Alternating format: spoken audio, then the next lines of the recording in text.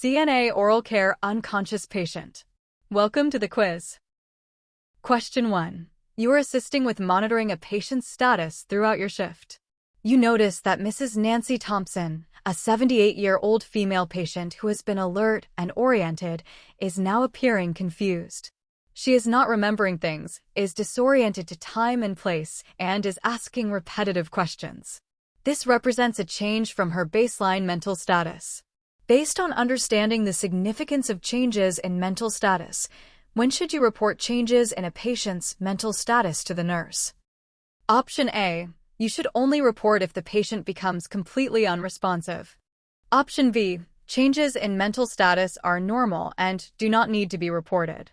Option C. Any change in mental status should be reported immediately, as changes can indicate serious medical conditions requiring evaluation. Option D. You should only report changes at the end of your shift when you have time. The answer is C. Acute change in mental status is a critical finding that may indicate infection, hypoxia, or other emergencies. Report immediately. Option C is correct. Options A, B, and D delay care. Question 2. You are working on a unit where you care for multiple patients, some with infections requiring special precautions and others without infections. You understand the importance of preventing cross-contamination between patients. Based on proper infection control techniques for preventing cross-contamination when caring for multiple patients, what should you do? Option A. Use the same gloves for multiple patients if you change hands frequently without removing them. Option B. Perform appropriate hand hygiene and change personal protective equipment between each patient contact. Option C. Use the same equipment for multiple patients without cleaning between uses. Option D. Keep patients' personal items and belongings mixed together for convenience. The answer is B. To prevent cross-contamination, perform hand hygiene and change PP between patients. Option B is correct. Options A, C, and D spread infection.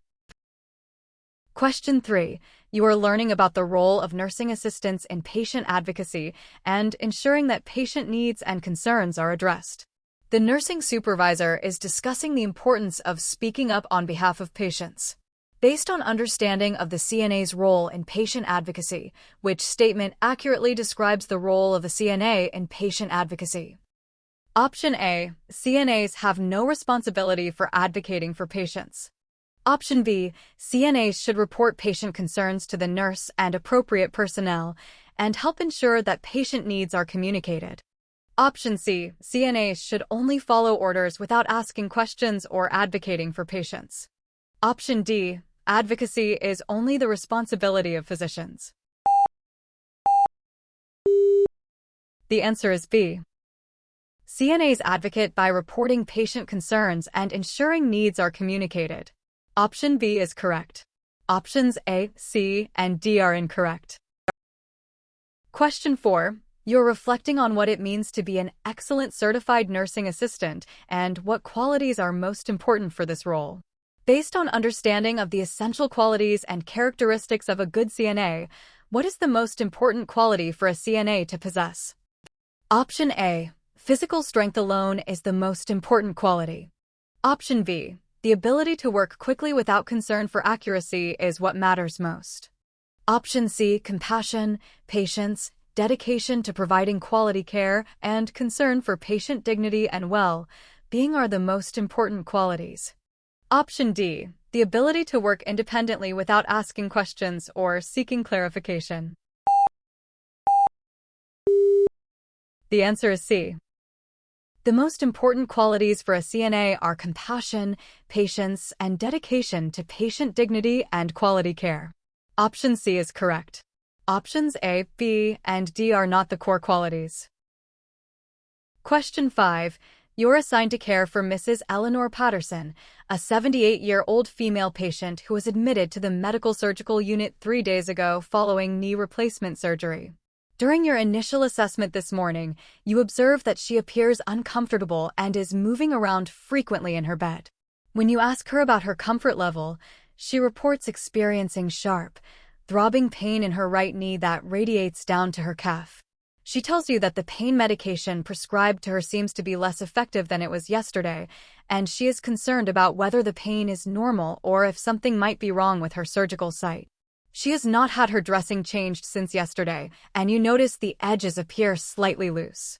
Considering all these factors and the clinical presentation, when assisting a patient with pain management and postoperative care, which action should be prioritized first among all the options available to you? Option A.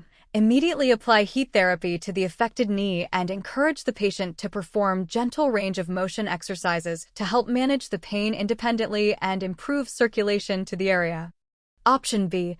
Notify the nurse right away about the patient's increased pain, changes in pain characteristics, and concerns about the surgical site so that a comprehensive assessment can be performed and appropriate interventions can be ordered. Option C. Document the pain complaint in the patient chart and then assist the patient with distraction techniques such as watching television, listening to music, or having family visit to help redirect her attention away from the pain. Option D. Suggest that the patient request additional pain medication from the nurse, and in the meantime position her as comfortably as possible with extra pillows while waiting to speak with the nursing staff. The answer is B. The correct action is to immediately notify the nurse because the patient is reporting a significant change in her pain pattern, now radiating to the calf, and there are visible concerns with the surgical dressing. These are red flags that could indicate a serious complication, such as deep vein thrombosis, infection, or surgical site issues. A licensed nurse must perform a comprehensive assessment before any intervention. Option A is wrong because applying heat and performing exercises without a proper assessment could worsen an undiagnosed condition, e.g., heat increases inflammation, exercises might dislodge a clot. Option C is incorrect because although documentation is important, it should never replace immediate reporting of a critical change. Distraction techniques do not address the underlying problem. Option D is incorrect because suggesting specific pain medication is outside the NAURO's scope of practice, and simply positioning the patient delays the necessary evaluation by the nurse. Question 6. You are working the morning shift on a busy orthopedic unit and are responsible for the care of 6 patients.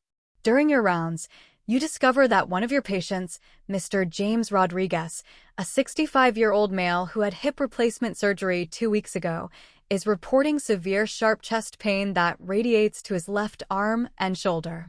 He appears pale and diaphoretic, and he tells you that he feels dizzy and nauseated.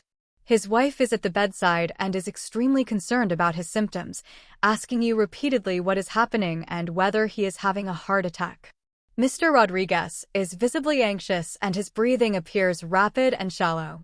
When you assess his situation, you realize this could represent a serious cardiac event or another life-threatening emergency. Based on this clinical scenario and the patient's presenting symptoms, what is the most appropriate and immediate action you should take as a certified nursing assistant? Option A. Assist the patient to lie flat in bed to improve his circulation, place him on bed rest, and then go to find a nurse when you have finished making him comfortable. Explaining to him and his wife that chest pain is not uncommon after surgery and usually resolves on its own. Option B. Stop all activities immediately, stay calm, keep the patient calm by reassuring him, call for the nurse immediately using your call system or by notifying another staff member, and monitor his condition while awaiting nursing staff who can perform a comprehensive assessment and provide emergency interventions. Option C. Ask the patient to sit up in a chair to help with his breathing difficulties, suggest deep breathing exercises, and tell him to try to relax while you go retrieve some antacid medication from the supply room that might help with his chest discomfort. Option D. Document the patient's symptoms in detail in the chart. Wait 30 minutes to observe whether the symptoms improve on their own, and then notify the nurse if the symptoms persist or worsen, so that assessment and treatment can be delayed until you are more certain about the severity.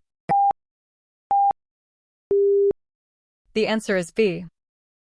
Immediate action must be to get the nurse because the patient is exhibiting classic signs of a heart attack, chest pain radiating to left arm, pallor, diaphoresis, nausea, dizziness. This is a life-threatening emergency. Option A is incorrect because lying flat may not improve circulation in a cardiac event and could worsen breathing. Also, leaving the patient to find a nurse without calling for help first wastes precious time. Option C is wrong because sitting the patient in a chair and giving antacid is inappropriate. Chest pain of cardiac origin is not relieved by antacids, and leaving the patient to get medication is unsafe. Option D is extremely dangerous. Waiting 30 minutes or documenting before notifying the nurse delays critical intervention and could result in cardiac arrest. The only safe action is to stay with the patient, call for the nurse immediately, and provide reassurance while monitoring. Great job! Don't forget to subscribe. Bye.